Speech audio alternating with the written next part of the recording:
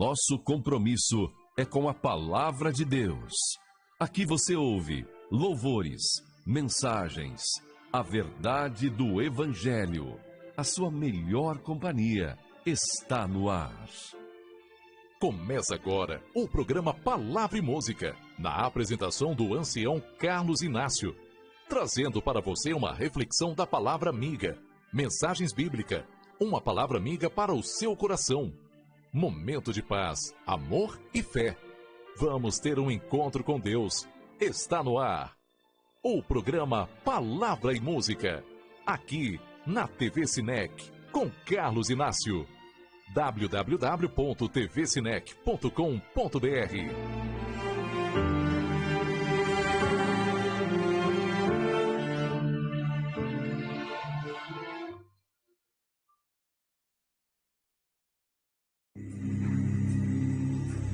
Heavenly Father, bless us now. At the cross of Christ we bow. Take our guilt and grief away. Hear and heal us, now we pray.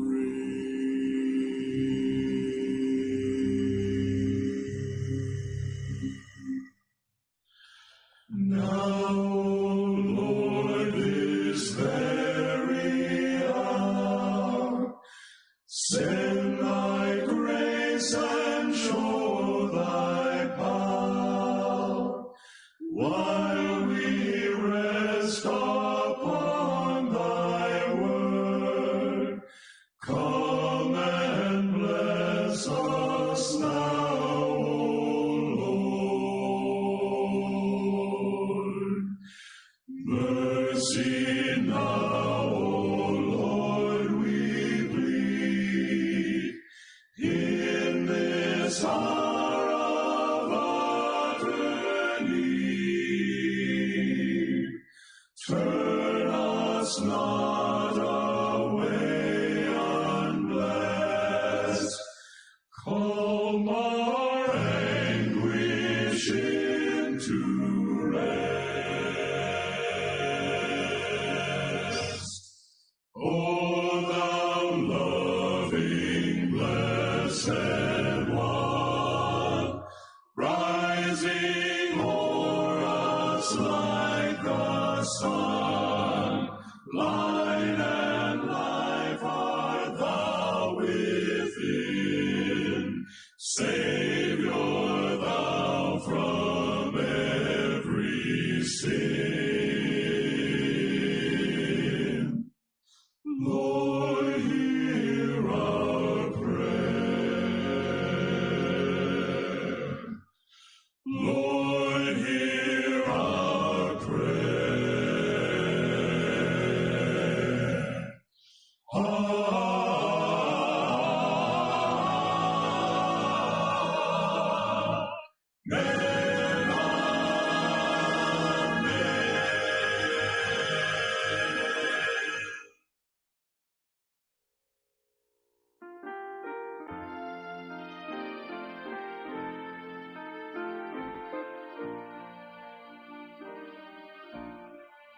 Além do azul, belas nações se aguardam. Uma feliz e pela fé já posso ver. Alguém reina eterna alegria. Descanso enfim, além do azul, eu hei de ter. Além do azul, não há tristeza ou pranto, mas eternos louvores soberano. Em ruas novas, santos lá irão andar. Além do azul,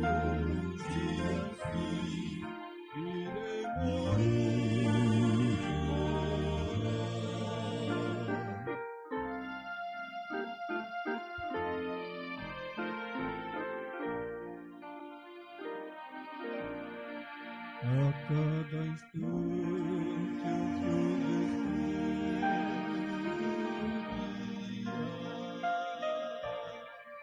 em teu nome se lamento irei deixar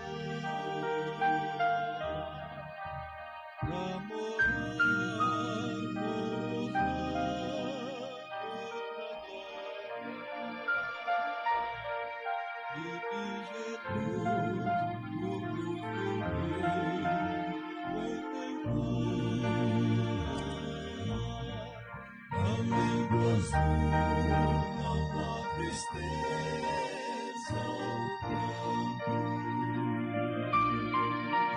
mas eternos louvores subirão.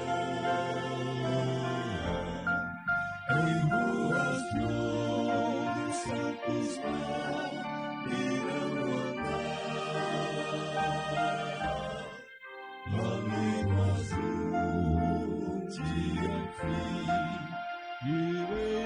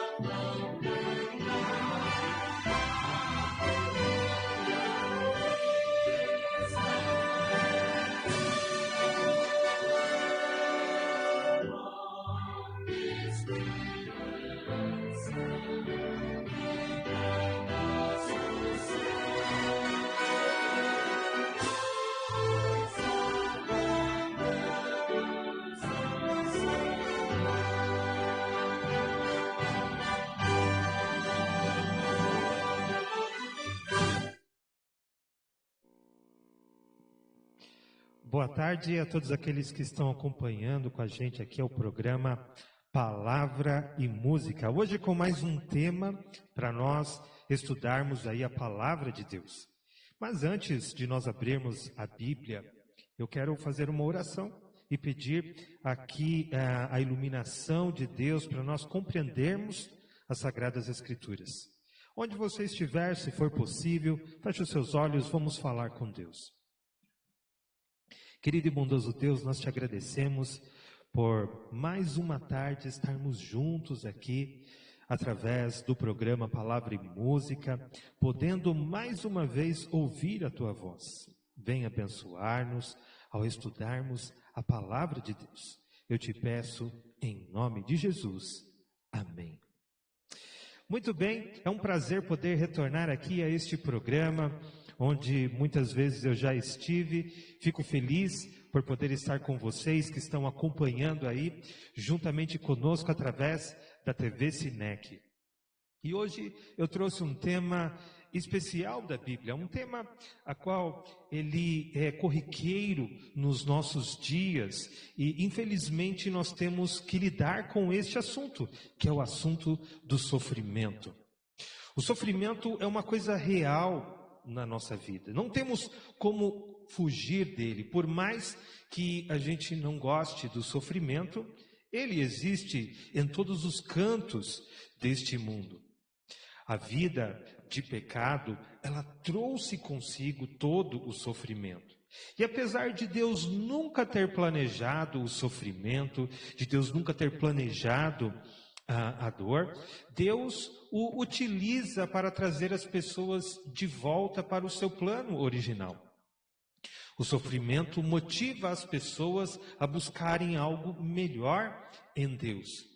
E nós não podemos nos livrar dele. O sofrimento também, ele prova o nosso caráter e nos prepara para viver uma vida eterna. Há um livro na Bíblia que trata mais profundamente acerca deste assunto. Um personagem bíblico a qual Moisés descreveu a história de um momento da sua vida, um momento de grande sofrimento, e a essa altura você já deve imaginar que eu estou falando do personagem Jó. E eu quero aqui convidá-los a abrir a Bíblia no livro de Jó, no capítulo 1. Se você estiver com a sua Bíblia aí, se você puder acompanhar a leitura, será bom e nós vamos tirar muitas lições importantes para nós em cima deste livro. E antes da gente começar a leitura, quero fazer aqui uma pequena introdução acerca do livro de Jó.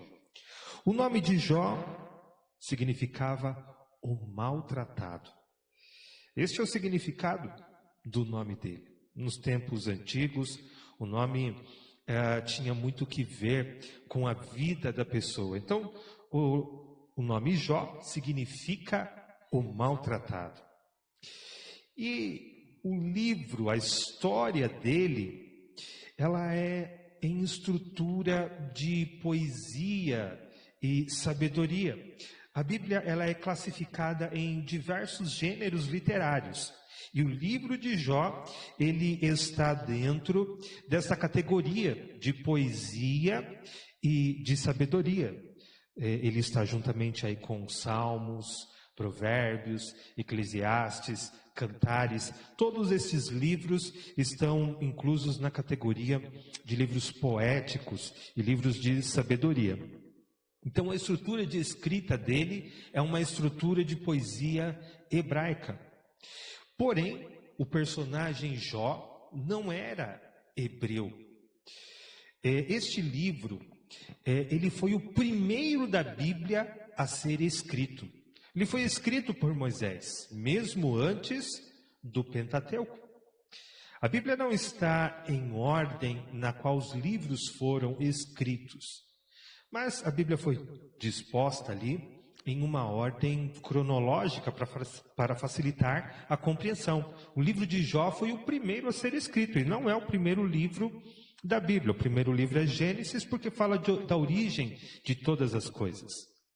Este livro foi escrito por Moisés e acredita-se que ele escreveu este livro no momento em que ele passou 40 anos nos desertos de Midian.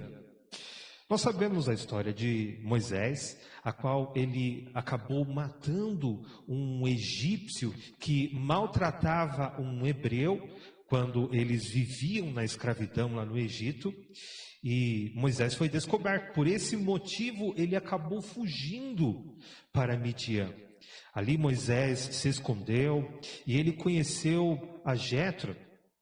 Casou-se posteriormente com uma de suas filhas e ali ele passou a pastorear os rebanhos de Jetro. Naquele lugar, Deus lhe ensinou muitas coisas. Sabe, a nossa vida ela é toda conduzida por Deus. E se nós seguimos os seus desígnios, Deus, ele nos levará para o propósito a qual ele quer levar.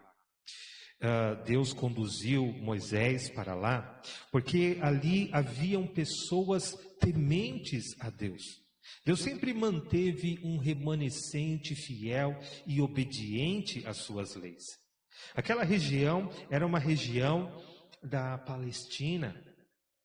Inclusive ali as pessoas tinham uma pele mais escura. Tanto é que a esposa de Moisés, ela sofreu um certo preconceito do povo hebreu, inclusive dos irmãos de Moisés, como Arão e Miriam. Moisés ali, ele se inteirou da história de Jó e ele pôde relatar neste livro a qual ficou para nós. E ao irmos para o livro de Jó, nós percebemos que Jó também era um homem temente a Deus, e ele não era judeu nem hebreu. Ele simplesmente era um homem que mantinha a fé em Deus. Naquele lugar em que Moisés permaneceu esses 40 anos, ele se inteirou da história de Jó e posteriormente a escreveu. Deus o preparou para a sua função, neste contato com pessoas tementes a Deus. O sogro de Jó foi uma bênção para ele. Tanto é que posteriormente ele deu instruções para o sogro, melhor dizendo, de Moisés, desculpem. O sogro de Moisés foi uma bênção para ele. Posteriormente ele deu ali instruções a Moisés acerca de como lidar com todo aquele povo hebreu. E isso ajudou muito, foi muito útil na vida de Moisés. Mas vamos então à leitura aqui.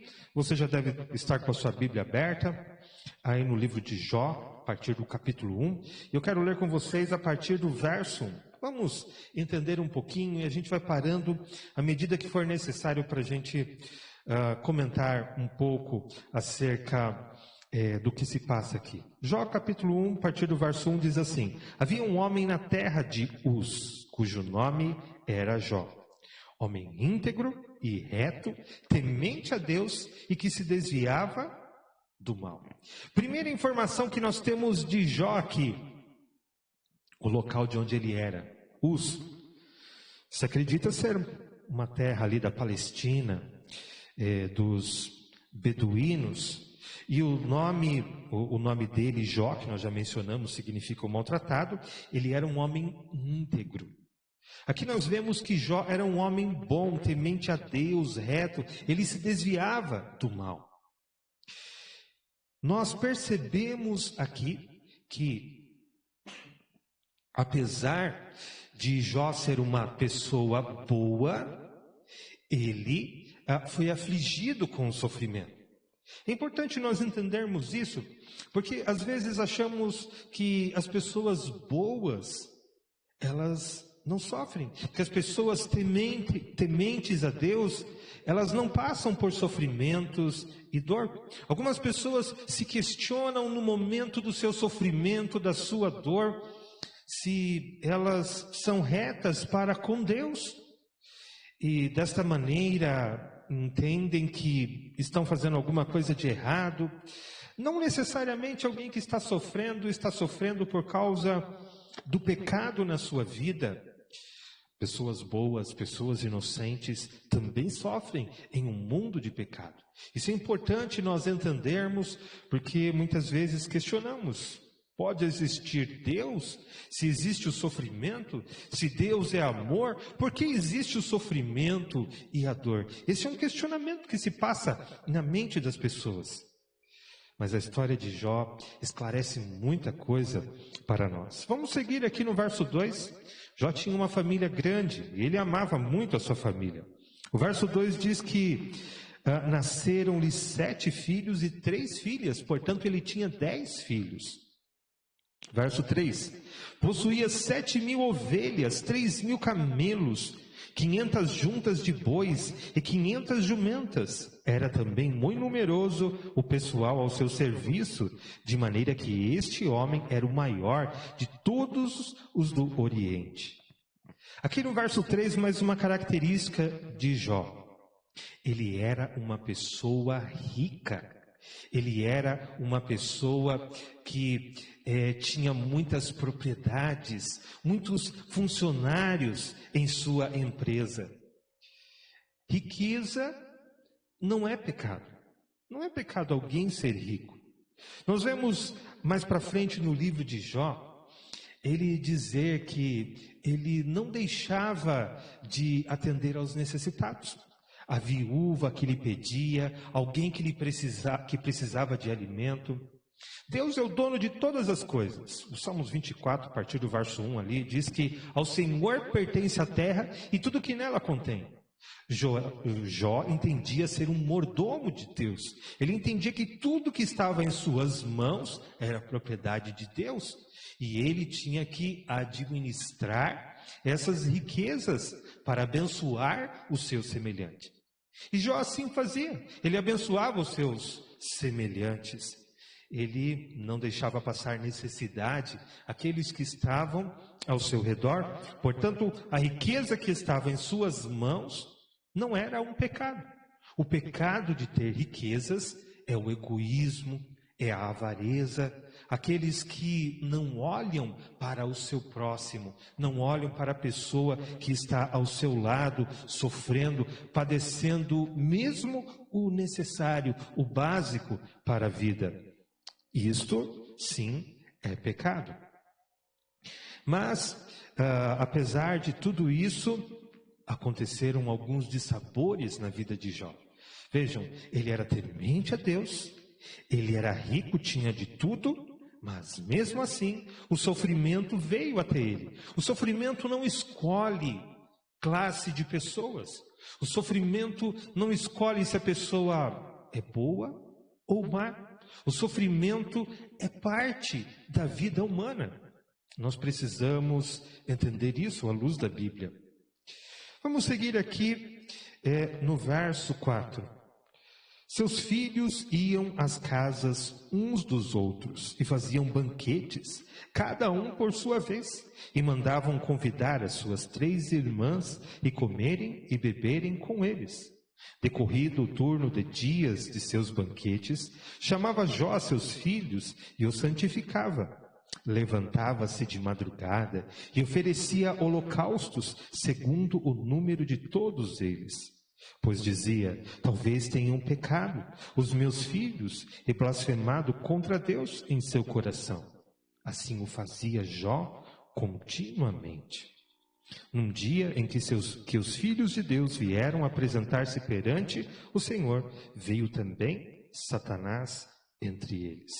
Vamos dar uma paradinha aqui, vamos entender um pouco essa questão dos filhos de Jó. Fazia parte da cultura dos palestinos se reunirem ali para poder se banquetearem, se alegrarem juntos. E Jó, como era um homem temente a Deus, ele intercedia diante de Deus por seus filhos. Pode ser que algum filho seu tivesse cometido algum pecado, então ele intercedia diante de Deus por seus filhos e desta maneira ele pedia perdão pelos seus pecados. E aqui então nós vemos que Jó era um homem de família, um homem que amava os seus filhos, um homem que conduzia seus filhos aos pés de Deus, a sua família a Deus. Assim deve ser todo pai de família, um sacerdote do lar, conduzir seus filhos a Deus. Eu entendo que Jó amava muito aos seus filhos. E aí então entra em cena algo novo aqui na história de Jó. Nós começamos a enxergar algo nos bastidores que Jó desconhecia. Este livro foi escrito para revelar para nós algo que nós não vemos, não enxergamos nos bastidores, mas que é real e que é a causa de todo o sofrimento. Isso nos ajuda a entender o sofrimento da humanidade. Aqui no verso 6 diz que Satanás veio se apresentar diante de Deus. E no verso 7 diz assim, então perguntou o Senhor a Satanás, de onde vens? Satanás respondeu ao Senhor e disse, de rodear a terra e passear por ela. Quando Satanás ele dá essa expressão diante de Deus, ele está dizendo o seguinte, que ele era um rei na terra e que todos os seus súditos prestavam obediência a ele. Era isso que Satanás estava dizendo, porque essa era uma frase corriqueira dos reis, quando eles diziam que eles estavam rodeando os seus domínios, passeando por sobre a terra. Ele estava vendo se tudo estava em paz, se todos os seus domínios obedeciam a ele, se não havia rebeldia, rebelião para com o seu reinado. O que Satanás estava dizendo é que a terra era dele e que ele estava reinando sobre a terra. Mas aí Deus argumentou contra Satanás. No verso 8, Deus diz o seguinte para Satanás. Perguntou ainda o Senhor a Satanás: observastes o meu servo Jó? Porque ninguém há na terra semelhante a ele. Homem íntegro e reto, temente a Deus e que se desvia do mal. Então respondeu Satanás ao Senhor: porventura Jó debalde teme a Deus? Acaso não cercastes com sebe a ele, a sua casa e a tudo quanto tem? A obra de suas mãos abençoaste, e os seus bens se multiplicaram na terra. Estende, porém, a mão e toca-lhe em tudo quanto tem, e verás se não blasfema contra ti na tua face. Disse o Senhor a Satanás: eis que tudo quanto ele tem está em teu poder. Somente contra ele não estendas a mão. E Satanás saiu da presença do Senhor. Aqui nós entendemos algo sobre a vida humana. Satanás reclama este mundo como sendo seu. Satanás levou este mundo ao pecado. O primeiro casal, lá no jardim do Éden, escolheu desconfiar de Deus, escolheu desobedecer a Deus e caiu na artimanha de Satanás. Com isso, vieram uma enxurrada de males sobre a humanidade por conta deste único pecado. Este único pecado era uma coisa grave e passou o pecado a todos os homens. A Bíblia diz que todos pecaram, e a morte então passou a todos os homens, porque Deus disse que no dia em que eles comessem da árvore da ciência do bem e do mal, eles morreriam. Então Satanás reclama este mundo como sendo seu. Mas Deus, ele fez um plano para reaver a humanidade. Dentro deste plano estava incluso a entrega de seu filho ao mundo. João 3, verso 16. Porque Deus amou o mundo de tal maneira que deu o seu filho unigênito, para que todo aquele que nele crê não pereça, mas tenha vida eterna. Ou seja, Deus deu um meio de escape para o ser humano, para que ele pudesse vencer o pecado, se assim o desejasse, e pudesse sair da condenação da morte eterna, herdando, portanto, assim, a vida eterna. Mas isto não é feito sem a prova do caráter. Mesmo quando Deus criou o primeiro casal, lá no jardim do Éden, Deus colocou no coração deles a eternidade. Deus deu para eles uma imortalidade condicional. A condição era a obediência ao seu Criador. E Deus colocou ali para eles um teste. Este teste eles não passaram. Ao desconfiarem de Deus, eles perderam aquela imortalidade condicional. O teste não seria para sempre. Deus, em algum momento, depois deles terem sido provados, Deus retiraria o teste. Preste atenção que Deus não dá a imortalidade para ninguém sem antes testar. O caráter precisa ser testado. O primeiro casal era um casal perfeito. Eles não tinham pecado, mas eles precisavam passar no teste. Aqui nós vemos Jó como um homem bom, um homem temente a Deus, reto, que se desviava do mal. Mas ele precisava ter um caráter provado. Acusações de Satanás foram feitas contra ele. E o caráter dele foi colocado à prova.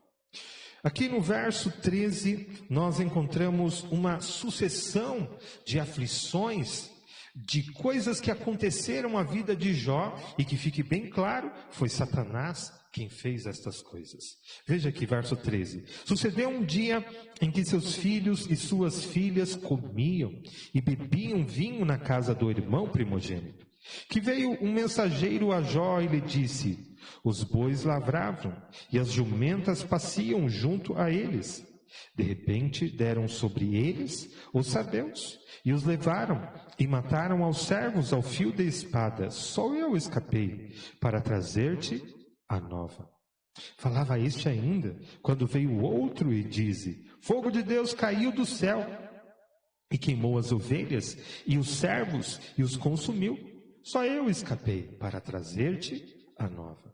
Falava este ainda, quando veio outro e disse: dividiram-se os caldeus em 3 bandos, deram sobre os camelos, os levaram e mataram aos servos ao fio de espada. Só eu escapei para trazer-te a nova. Também este falava ainda, quando veio outro e disse: estando teus filhos e tuas filhas comendo e bebendo vinho na casa do irmão primogênito, eis que se levantou grande vento do lado do deserto, e deu nos 4 cantos da terra, a qual caiu sobre eles, e morreram. Só eu escapei para trazer-te a nova. Então Jó se levantou, rasgou o seu manto, rapou a cabeça e lançou-se entre terra e adorou. E disse: nu saí do ventre de minha mãe, e nu voltarei. O Senhor o deu e o Senhor o tomou. Bendito seja o nome do Senhor. Mais uma vez aqui, Jó reconhece a soberania de Deus. Deus é o proprietário de todas as coisas.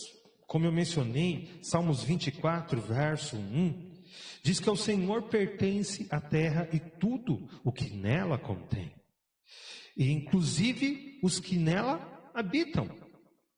Portanto, nós, seres humanos, pertencemos a Deus. Deus nos criou, Deus nos deu a vida, e Ele pode fazer o que Ele bem entender com o mundo e com as pessoas. Muito embora Deus seja justo, e o desejo de Deus é amar as pessoas e abençoar a vida das pessoas. Como eu disse, o propósito de Deus ao infligir sofrimento ou permitir o sofrimento é de provar o caráter das pessoas e desta maneira prepará-las para a eternidade. Há muitas coisas que nós não entendemos aqui. Há muitas coisas que nós não conseguimos explicar. Um dia, Deus explicará todas as coisas que aqui neste mundo não foi possível a nós compreender. Mas vamos voltar aqui ao que aconteceu, a sucessão de desgraças acontecidas na vida de Jó. Ele perdeu posses, e o mais difícil de tudo, ele perdeu os seus filhos. Todos de uma vez só. Nós vemos aqui uma estrutura poética ao ser escrita, né? Sempre repetido aqui: só sobrei eu e vim contar isso ao Senhor. E novamente: só sobrei eu e vim contar isso ao Senhor. Todas as vezes sempre sobrava um e vinha contar a má notícia para ele. Mas Jó reconheceu Deus como sendo o proprietário de todas as coisas. Deus deu, Deus pode tirar. A Deus pertence todas as coisas. E a submissão do nosso caráter a Deus deve ser reta e íntegra. Deus sabe de todas as coisas. E nós não devemos questionar a sabedoria dele. No capítulo 2, o verso 1, a segunda parte das aflições na vida de Jó, diz o seguinte: num dia em que os filhos de Deus vieram apresentar-se perante o Senhor, veio também Satanás. Entrou eles a apresentar-se perante o Senhor. Entre eles para apresentar-se perante o Senhor. Vejam que da mesma forma como começou o capítulo 1, começa o capítulo 2. É a mesma estrutura poética. O verso 2: Então o Senhor disse a Satanás: De onde vens? Respondeu Satanás ao Senhor e disse: De rodear a terra e passear por ela. Perguntou o Senhor a Satanás: Observastes o meu servo Jó? Porque ninguém há na terra semelhante a ele, homem íntegro e reto, temente a Deus, e que se desvia do mal. Ele conserva a sua integridade, embora me incitaste contra ele, para o consumir sem causa. Então Satanás respondeu ao Senhor: Pele por pele, e tudo quanto o homem tem, dará pela sua vida. Estende, porém, a mão, toca-lhe nos ossos e na carne, e verás se não blasfema contra ti na tua face. Disse o Senhor a Satanás: Eis que ele está em teu poder, mas poupa-lhe a vida. Então saiu Satanás da presença do Senhor, e feriu a Jó de tumores malignos, desde a planta do pé até o alto da cabeça. Jó, sentado em cinza, tomou um caco para com ele raspar-se. Então sua mulher lhe disse: Ainda conservas a tua integridade? Amaldiçoa a Deus e morre. Mas ele lhe respondeu: Falas como qualquer doida. Temos recebido o bem de Deus, não receberíamos também o mal? Em tudo isto não pecou Jó com os seus lábios. Mais uma vez, o sofrimento chega à vida de Jó. Desta vez, ele perde a sua saúde. Mas mesmo assim, ele não murmura contra Deus. Ele não questiona Deus pelo que está acontecendo com ele. Ele diz: nós recebemos tantas coisas boas de Deus, não receberíamos também o mal? Sabe, a nossa vida, ela é feita de momentos felizes e de momentos tristes e de dor também. Ao pararmos para observar, nós vamos ver que nossa vida não foi toda de sofrimento e dor. Talvez eu possa estar falando com alguém nesta tarde que está passando por um momento de dor, um momento de sofrimento, um momento de lágrimas. Mas estes momentos de sofrimento não foram sempre assim. A dor não foi algo sempre presente na vida, na sua vida ou na vida de qualquer pessoa que seja. Deus nos dá momentos felizes, momentos de alegrias, momentos de paz. Mas existem também os momentos de sofrimento e os momentos de dor. E geralmente esses momentos de sofrimento, essas fases, elas são menores que as fases onde nós passamos dias felizes. Jó reconhecia isso. Eu vivi fases bons dias em minha vida que Deus me deu. Agora estou vivendo dias maus. E mesmo assim, Jó não pecou contra Deus. Como nós podemos entender tudo isso? Como nós podemos entender aquilo que aconteceu na vida de Jó?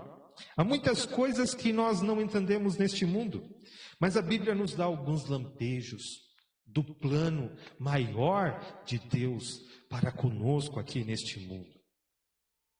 No livro, ainda em Jó aí, no capítulo 19, o verso 25, Jó capítulo 19, verso 25, a Bíblia diz o seguinte para a gente: porque eu sei que o meu Redentor vive e por fim se levantará sobre a terra. O meu Redentor vive. A palavra Redentor quer dizer Salvador, aquele que virá redimir o mundo. Apesar de todas essas coisas, Jó tinha a esperança no Salvador. Ele cria na graça. Sabe, Jó, ele sempre oferecia o sacrifício pelos seus filhos, por ele mesmo, porque ele acreditava nesse Redentor.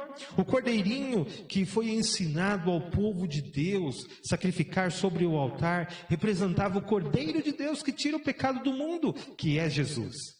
Esta fé estava dentro do coração de Jó.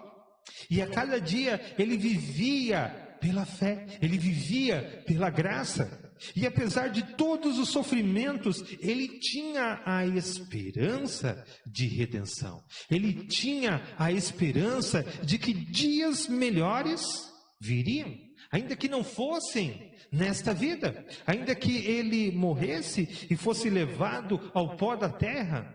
Ele tinha esperança de que ele se levantaria através do poder de Deus para ver dias melhores. Ele tinha esperança que ele iria rever os seus filhos. A vida pode nos tomar várias coisas. A vida pode nos tomar propriedades, saúde e até mesmo a vida. Mas há uma coisa que a vida não nos pode tomar: é Deus. Um dos salmos mais conhecidos da Bíblia é o Salmo 23, que diz assim: o Senhor é o meu pastor e nada me faltará. Veja, este salmo, ele diz assim: nada me faltará. Mas às vezes, quando a gente olha para a vida, algumas coisas faltam. Na verdade, quando a gente vai ali na profundidade deste salmo, no original, o que ele quer de fato dizer é o seguinte: o Senhor é o meu pastor e Ele não me faltará. Em todos os momentos da nossa vida, apesar das dificuldades, dos sofrimentos e da dor que nós passamos, Deus não vai nos faltar. Ele sempre vai estar ali conosco. O Salmo fala que o pastor nos guia a pastos verdejantes, que Ele refrigera a nossa alma, que Ele nos leva a águas tranquilas. Mas este mesmo salmo, ele também diz que, ainda que eu ande pelo vale da sombra da morte, não temerei mal algum, porque tu estás comigo. Ou seja, o Senhor não me faltará. O salmo é claro em dizer que, apesar de Deus nos dar momentos de felicidade, haverão também momentos tristes em nossa vida, momentos em que nós teremos de lidar com o sofrimento e com a dor, e neste momento o Senhor não nos faltará, Ele estará conosco, e isso nos trará esperança para um futuro melhor, ainda que não seja nesta vida, porque afinal de contas, esta vida, ela é passageira. Todos aqui neste mundo não vivem dias eternos. Os nossos dias, eles se vão até 70, 80 anos. Existem alguns felizardos que chegam a 90, outros até 100 anos. Mas a vida não vai muito além disso. Porém, a vida que Deus nos propõe é uma vida eterna. A Bíblia diz no Evangelho de João, no capítulo 11, a partir do verso 25, que Jesus é a ressurreição e a vida. Aquele que crê nele, ainda que morra, viverá. Esta é a esperança que Deus dá para cada um de nós. E nós devemos crer nesta esperança. No livro do profeta Naum, no capítulo 1, o verso 9, a Bíblia diz para nós que a angústia não se levantará uma segunda vez. Deus, diz a Bíblia, nos consumirá de todo. Ou seja, o plano de Deus aqui neste mundo é muito mais amplo.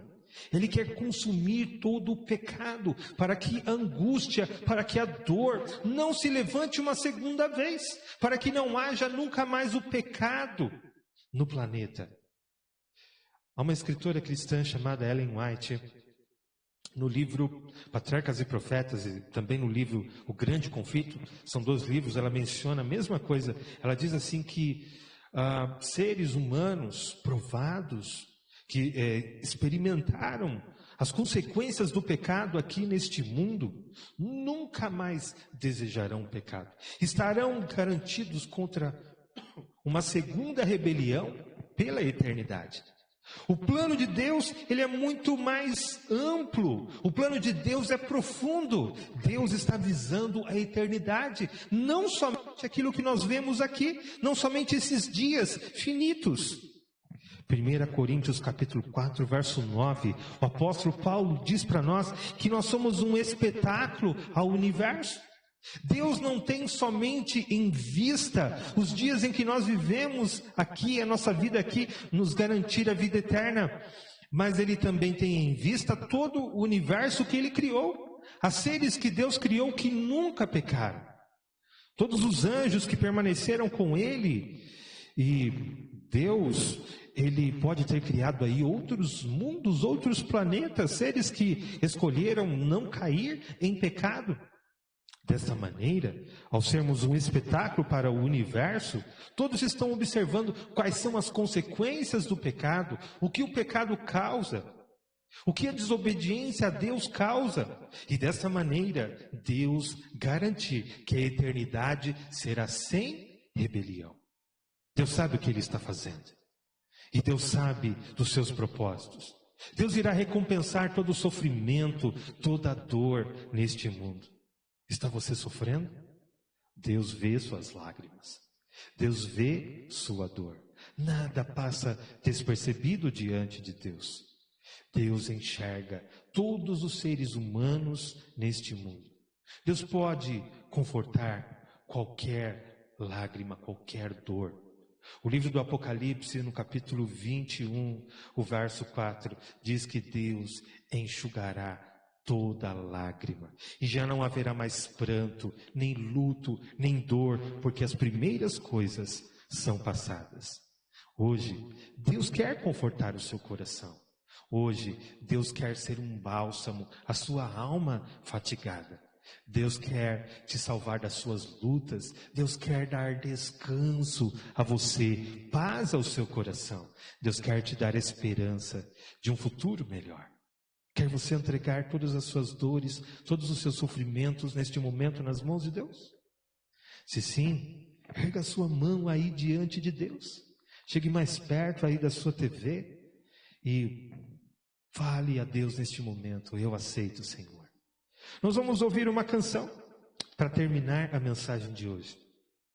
Enquanto estivermos ouvindo esta canção, reflita nela e entregue a sua vida nas mãos de Deus. Vamos ouvir a canção?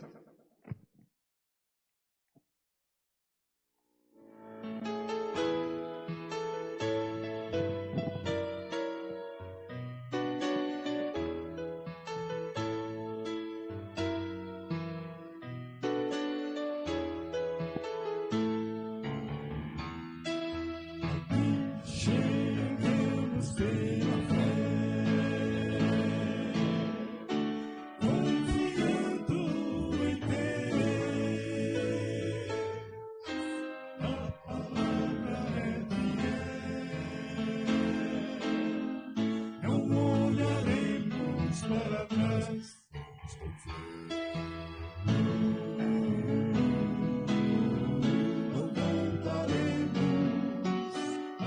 Chegamos pela fé, aqui chegamos pela fé.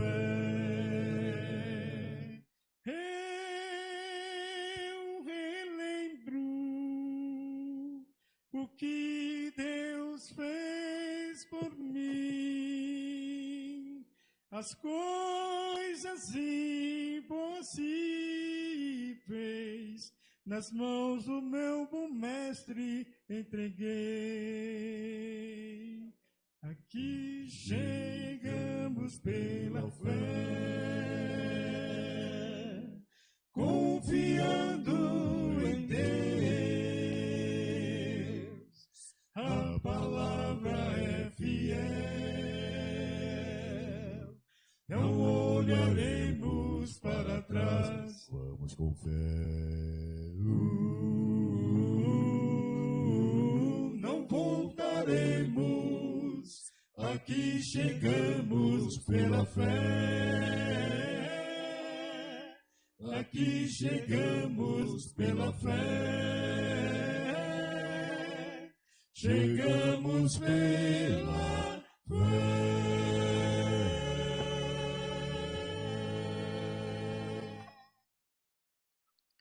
Amém? Aqui chegamos pela fé. Não voltaremos atrás. Feche os seus olhos. Vamos falar com Deus neste momento? Querido e bondoso Deus, nós te agradecemos pela sua palavra. Te agradecemos porque o Senhor sempre é um alento para nós. Em momentos de dor, de dificuldade, o Senhor está conosco. Queremos agradecer por isso, pelo seu alento, pela paz que o Senhor nos dá, mesmo em meio a tantos problemas que enfrentamos. Pai querido, sei com as pessoas que acompanharam esta tarde o programa Palavra e Música. Abençoa a vida de cada uma delas, Senhor. Se há alguém aqui sofrendo, se há alguém aqui com dor, que o Senhor possa consolar e confortar o coração. Eu te peço, em nome de Jesus. Amém.